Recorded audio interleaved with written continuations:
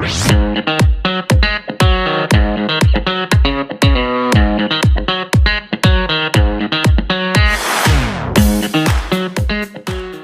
everyone, welcome to my podcast. Char, no, I am Ruby of the Mommy Roves, and I'm welcoming you to the I'm Confused podcast, sponsored by Team Up Now. And today I'm with Julius. Hi. Hey. So today I was asked to ask questions to Julius, and thank you for bringing me here. The hard-hitting question. The hard-hitting questions as the Australian boss. Yep. My first question to you is, what is the three things that you love most about Filipinos? The three things I love most about Filipinos. Yes. Do you want me to just list them or go into them? Just list. I love the resilience that they have. Mm-hmm. I love how friendly and happy they are. And I love that they are super loyal if you treat them well. Amazing. Is that the reason why you choose to create Team Up Now and have a team of Filipino employees? That's a bit of a long story, but Yeah. I'll go into it and try to make it less long. So my experience with outsourcing before I started Team Up Now was terrible. And it wasn't because of outsourcing itself. It was because of the model that was created, where it was like a very faceless operation.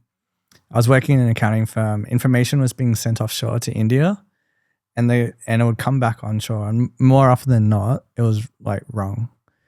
But we never had any contact with these people. It was always like just you sent an email to a random email address and then it came back.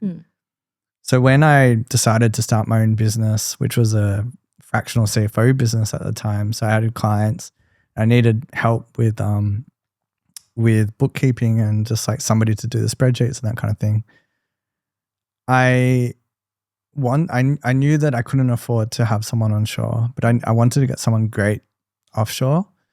And I found a few Filipino bookkeepers at the time, but I treated them the same as if they were Australian staff members. And I think that's the key thing in terms of outsourcing is like, if you can get these people to feel part of your team and you treat them the same as if they were onshore, offshore, it doesn't matter, then you actually get amazing staff. And I paid them well for the Philippines, you know, like it's still less than maybe they would get here, but it's still a lot more than what the average salary was or is in the Philippines. And I think because of that, they're very loyal to me because if you treat them really well, then they're going to treat you really well. And I don't think that's the same that you could say about Australian workers all the time. Mm-hmm. I think that there's a level of expectation that there is in Australia that in the Philippines they don't have.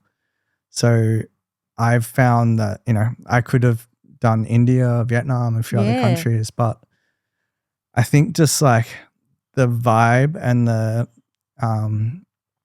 I guess the value match that I have with the Philippines meant that I wouldn't look at any of the other countries. That's good to hear. So what I'm also hearing is that when you develop a really good relationship with your Filipino workers, the job is done much, much better. Like the results or the quality of the job that your Filipino employees are producing are good because of how you treat them. Is that correct?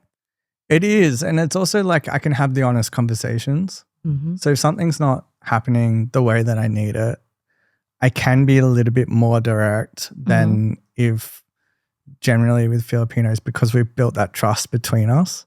And I think that's the thing that needs to be done with like cross-cultural relationships is that like you actually know that you're on the same page and you find a way to meet in the middle. Yeah, that's good. So you told me about the three things. You told me about the three things that you love about, you know, Filipino, like as an employee. Yeah. But can you tell us three things that you think Filipinos should improve? Three things that Filipinos should improve. Yes. I think being overly apologetic is one. Sorry.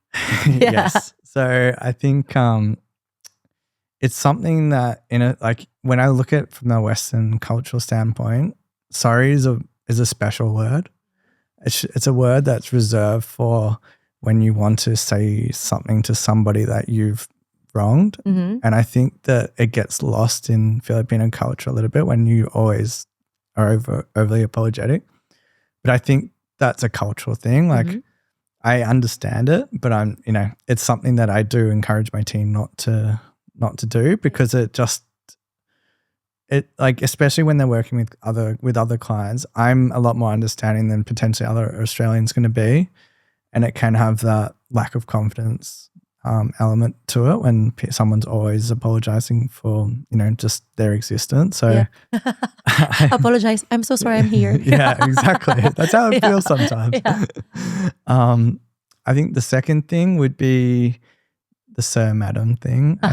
Sir, mom, sir. yeah, Yeah. ma'am, sir. Yeah.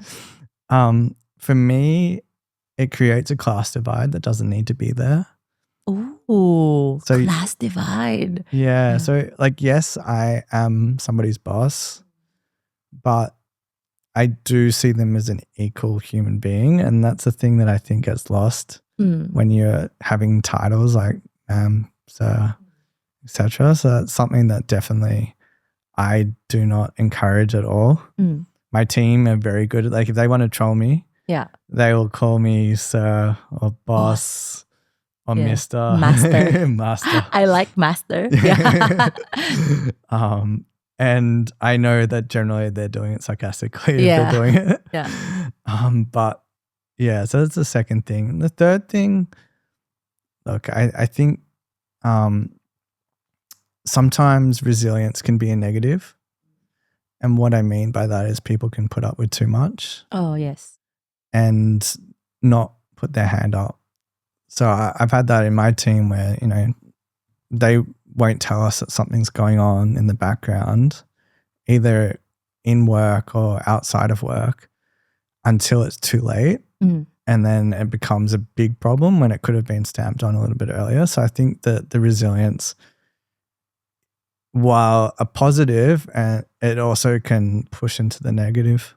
Oh, thank you. That's really, I learned from that as well. So I'll go to my boss and do these three things. But I just want to ask you, I'm just going to do by threes because it's Okay. easier. What are the three misconceptions about having an Australian boss? The 3 misconceptions about an Australian boss. Ooh, that's a good question. Yeah. As you taught because me. us Filipinos, we're gonna be like, oh, how do I impress my boss, or how do I not disappoint my boss? So like, like 3 misconceptions, or we can do it like 3 ways to impress you. I don't know. Yeah. Look, I think, we touched on in the podcast. I think one misconception, and this isn't necessarily just Australian, it's probably Western in general. Yeah. It's like doing more sometimes is worse. And the reason for that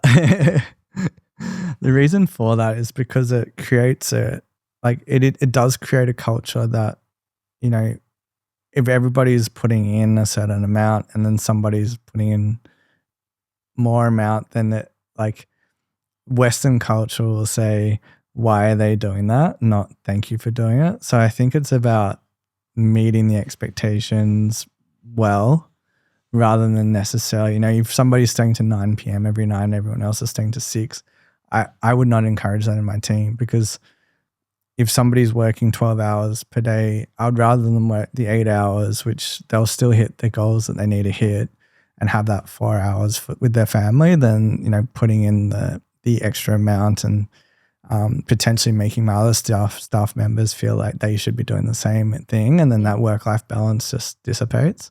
So I think that a roundabout way has answered that question. Yeah. I think the second thing, Australia is a very direct country. Like, swear words are something that yes. we just... Can I just say, like, I go on a meeting and words that are not appropriate are being said in a meeting, and I'm like, ooh, yeah, but I think it's normal. Yeah. Yeah. Like, there's a level to it. Yeah. Yeah. Like, I think if you're at the pub, then there's probably an extra level. Yeah. Yeah. But it's not uncommon for the F word to be used in a work environment, right? Yeah. And there's no way in the Philippines that would be the case. Yeah. So I think that, I'm not sure exactly what the misconception is there, but it's something that Filipinos have to kind of be wary of, is that Yeah. the directness doesn't mean unhappiness.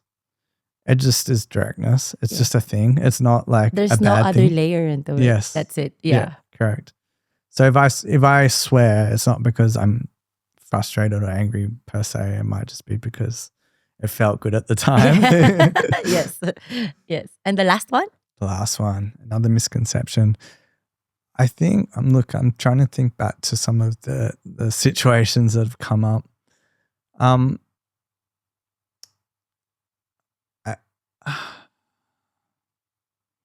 to think of one. Do you have any? Oh, actually, my question is around like I don't know if it's a misconception, but you've already answered that. Like, doing more is less, because I've always thought like as a Filipino, I've always thought that if you stay back longer, that means you're working harder, but it's not. Like my misconception is if you end early, that doesn't mean we're lazy. You're just very efficient. Yeah. So I don't know if it's because you touched that on. Yeah. So I think that's good. I'm happy with 2. Okay, That's you're happy good. with 2. Happy with 2. Yay. But this is just me curious. You've touched on this one just earlier, but how is Team Up now, different compared to all other outsourcing agencies out there? Yeah. Yeah. So I think, if I go back to, I mentioned earlier how Team Up Now started, which was I needed staff. But when I first started the business, I didn't, although personally I had the ethical values, the business hadn't had it yet.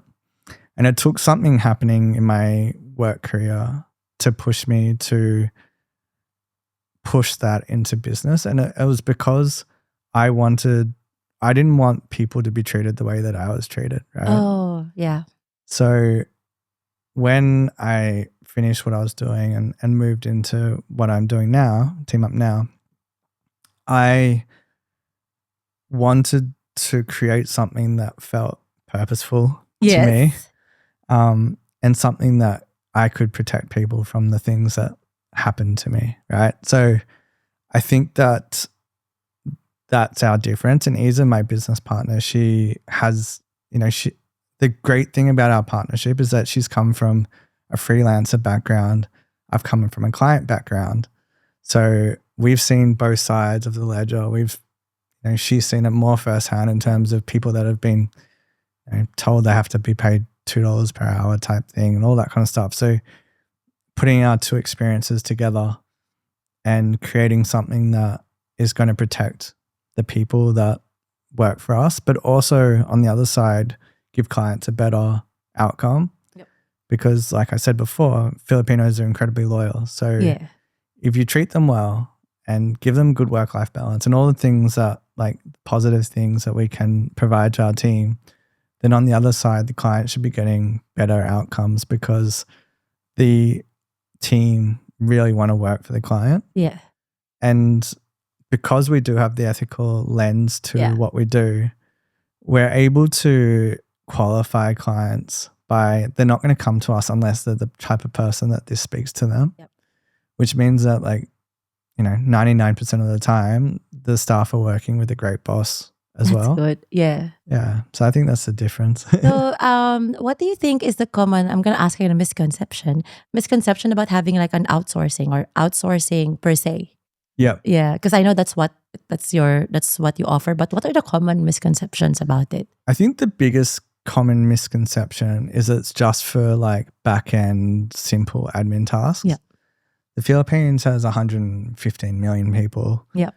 There's amazing, talented people that are doing like more specialized roles. So we've got graphic designers, we've got digital marketers, we've got web developers, we've got bookkeepers, we've got CPA accountants. We've got everyone. We've got everyone. Yeah. But that's what the Philippines is, right? And I mean, if they're working for a Filipino business, they're probably not going to get paid more than 1,500 AUD per month, right? And that is hardly enough for people to be able to live. Yeah.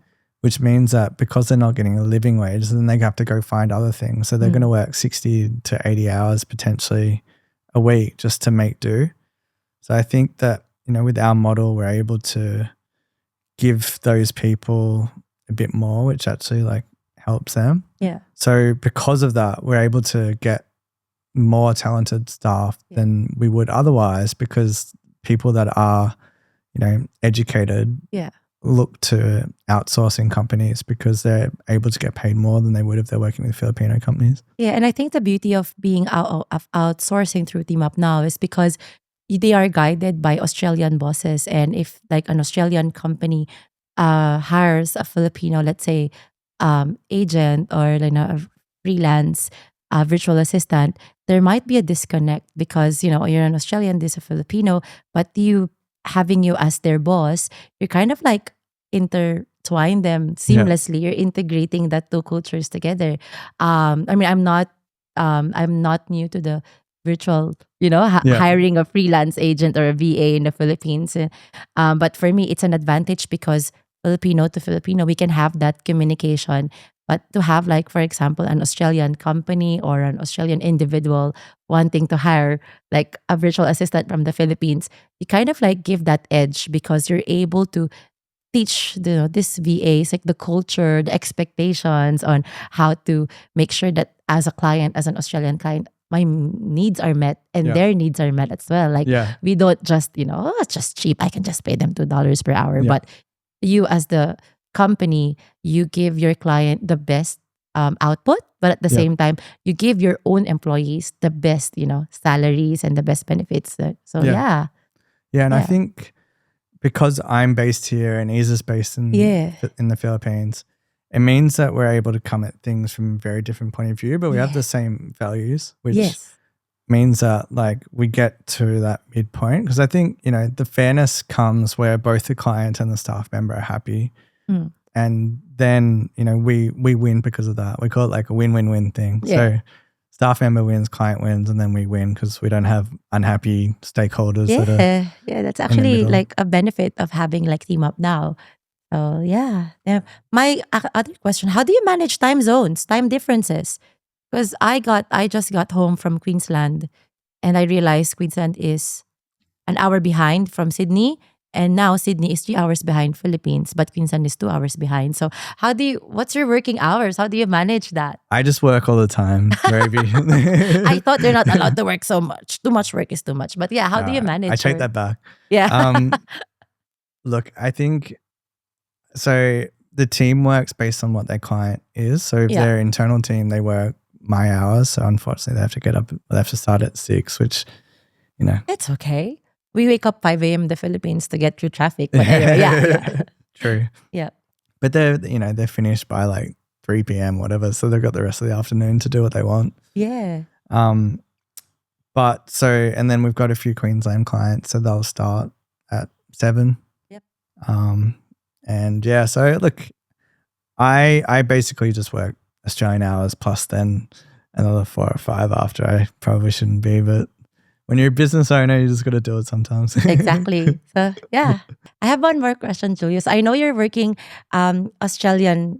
Team Up Now is Australian part for this Australian Filipino. I'm just curious, do you pay your people 13th month pay in the Philippines? Yes, we do. You do? Yeah. So, you got to follow the Filipino ways of doing things. We've recently set up a Filipino company as well. So we're going to be, And do you follow Philippine holidays or do you follow Filipino and Australian holidays? So we generally follow Australian. We generally follow Australian holidays. Yeah. Just because it's easier to then match when the client's working to when the staff member's working. Yeah. But like if a staff member comes to us and says, I really want All Saints Day or whatever they want off, then they can, Yeah, because that's one of my culture shock in Australia is my mom on December, we're like, 13th month pay, where's my remittance? And I'm like, we don't have 13th month pay in Australia. Yeah. Because that's the main difference. But because you're working with Filipinos, you still give them the 13th month bonus. Well, for those, we don't have the 13th month pay in Australia. Someone very close to you was explaining to me before why the 13th month exists. Yeah. I didn't actually understand that. I hadn't done the math. I always thought it was just a bonus. Yeah, me too. But it's actually maths. Yeah. Yeah. Hundo, you're so good in maths. You could probably have to ask him to be in the podcast to Yeah, I explain that to know. We us. should bring him Yeah. in. But yeah, I mean, it makes complete sense that because the way the Philippines pays, which is the 1st and the 15th, that it makes sense that there's only 12 payments instead of 13 payments. Or Yeah. 12. Oh, sorry. There's only, was it 48 payments instead of 52 payments? Yes, and that's the 13th month. The Yeah. other, yes. Yeah. Yeah. But thank you so much, Jules, and thanks for allowing me to take over Yeah. your podcast. I've learned so much. And as a Filipino, learning about Team Up and Team Up Now and learning about you, I really appreciate the work that you do for Australians and also for Filipinos. Thank you for looking after, Filipino employees as well, making sure that they are, their mental health is well taken care of. Yeah. And thank you for not being just a typical outsource company. You're literally helping and loving your employees like your own. So thank Yeah. you so much. Yeah. Thank you. Thank you Thank for your you. time today Thank as well. you. Thank you. Yeah.